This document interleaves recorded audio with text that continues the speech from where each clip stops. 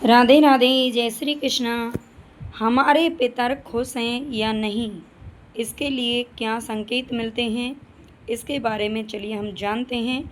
Video को पूरी ज़रूर देखना और आपको पसंद आए तो लाइक कर लेना और कृपया करके चैनल को भी सब्सक्राइब कर लेना। पितृपक्ष के 15 दिन पितरों को तृप्त करने और उनको प्रसन्न करने के लिए होते हैं। पितृपक्ष का प्रारंभ भाद्रपद पूर्णिमा से होता है और समापन आश्विन अमावस्या के दिन होता है। पितृपक्ष के दौरान लोग अपने पितरों को याद कर तर्पण, पिंडदान, श्राद्ध, दान, ब्राह्मण भोज, पंचबलि आदि करते हैं। इससे पितर खुश होते हैं और तृप्त होकर आशीर्वाद देते हैं। माना जाता है कि जिस व्यक्ति को पितरों का आशीर्वाद प्राप्त होता है उसके सभी काम बिना किसी बाधा के पूरे होने लगते हैं। इसके अलावा पितृपक्ष से कई धार्मिक मान्यताएं भी जुड़ी हुई हैं। इन मान्यताओं के अनुसार माना जाता है कि इस दौरान हमारे पितरलोक से धरती पर आते हैं और अपने स्वजनों की तरक्की और खुशी को देखकर प्रसन्न होते हैं। वहीं इस समय धरती पर निवास कर रही उनकी पीढ़ी इस दौरान उन्हें श्राद्ध व तर्पण से तृप्त कर प्रसन्न भी करती है।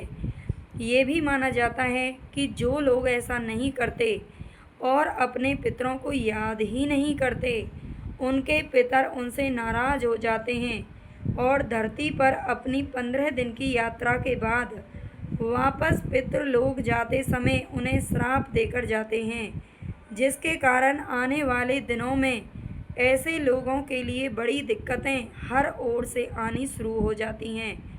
ऐसे में सबसे बड़ी परेशानी धरती पर रह रही उनकी आगे की पीढ़ी को यह समझने में होती है कि पितृलोक जाते समय उनके पुरखे उनसे प्रसन्न थे या फिर नाराज। इसका कैसे पता लगाया जाए?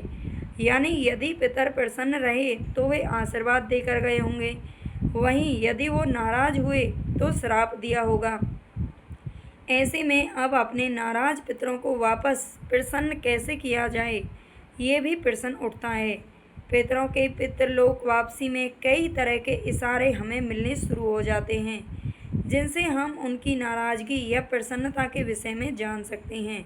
लेकिन जानकारी के अभाव में लोग कई बार इन संकेतों को पहचान नहीं पाते। तो आइए जानते हैं इन संकेतों के बारे में। पहला नियम है ये जानने का, माना जाता है कि आपके पितर आपसे खुश हैं या नहीं, इसका संकेत अधिकतर वे हमें सपनों में देते हैं। यदि वे हमसे खुश हैं तो व्यक्ति धन, समस्त सुख आदि की प्राप्ति कर मोक्ष को प्राप्त होता है, जबकि उनके नाराज होने पर हमारे कार्यों में अड़चनें आने के अलावा और भी कई सारी परेशानियां हमारे समक्ष आनी शुरू हो जाती हैं।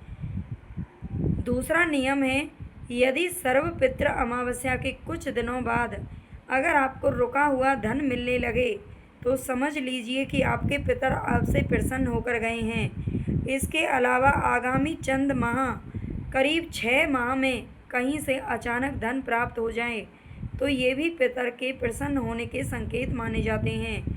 इसके अतिरिक्त यदि सर्वपितृ अमावस्या के कुछ ही दिनों के अंदर कोई रुका हुआ काम पूरा होने लगे तो ये भी पितरों के प्रसन्न होने के संकेत हैं। वहीं यदि कोई भी काम पूरा नहीं हो रहा हो और पितरों के याद करने मात्र से ही सफल हो जाए तो माना जाता है कि आपके ऊपर पितरों की कृपा है। बच्चे का जन्म, अगर पितृपक्ष के दौरान आपके घर में किसी बच्चे का जन्म होता है तो यह माना जाता है कि पितर पुनर्जन्म लेकर आपके घर में आए हैं। कौए का आना, यदि आपके घर के आंगन, छत या खिड़की पर कौआ आकर काँव काँव करता है तो यह भी पितरों के खुश होने का प्रतीक होता है। कौए को यमराज का दूत माना जाता है और ऐसी मान्यता है कि वह यमलोक से पितरों का संदेश लेकर आता है। कोई जानवर जैसे गाय, कुत्ता, बिल्ली, बकरी या भैंस आपके द्वारा रखा हुआ भोजन प्रेम पूर्वक ग्रहण करके चला जाता है तो यह भी पितरों के प्रसन्न होने का संकेत माना जाता है। यदि पितृपक्ष में किसी व्यक्ति को पानी से संबंधित सपने आते हैं, जैसे नदी, तालाब या समुद्र आदि सपने में दिखते हैं, तो इसे बेहद ही शुभ माना जाता है। इसका अर्थ ये होता है कि पितृ आपसे प्रसन्न है और ये सपना बताता है कि अब सुख समृद्धि आपके जीवन में आने वाली है। घर में लगाए हुए पेड़ पौधे कई बार बहुत देखभाल करने के बाद भी नहीं रह पाते, लेकिन पितृपक्ष में अगर मर चुका यानी मुरझा चुका कोई पौधा फिर से खिल जाए और फिर से हरा भरा नजर आने लगे, तो यह भी एक संकेत है कि आपके पूर्वज आपसे बहुत खुश हैं। पितृपक्ष के दौरान अगर आपको कोई पितृ सपने में सफ़ेद वस्त्रों में दिखाई देता है, तो ये भी बहुत शुभ माना जाता है। इस सपने को पितरों की संतुष्टि और आशीर्वाद का प्रतीक माना जाता है। यह सपना आपके पारिवारिक जीवन में सुख, समृद्धि और शांति लेकर आता है। सफ़ेद रंग शांति और मुक्ति का प्रतीक होता है। ये जीवन में सुख, समृद्धि और शांति लेकर आता है। सफ़ेद रंग शांति और मुक्ति का प्रतीक होने के कारण यह भी दर्शाता है कि आपके पितरों की आत्मा को मुक्ति मिल चुकी है।